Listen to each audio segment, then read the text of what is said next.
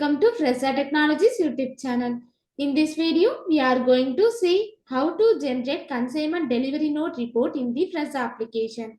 Initially, we have to log into Fresa application.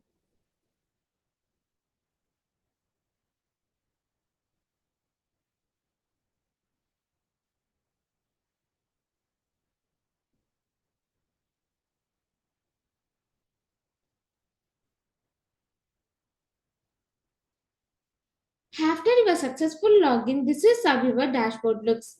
Here, we have to select the respective shipment or job.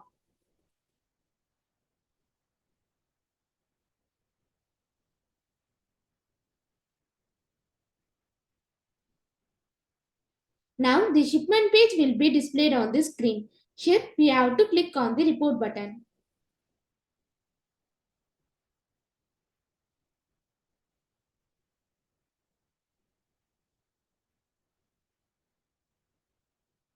On this list of reports page, we have to select the consignment delivery note report.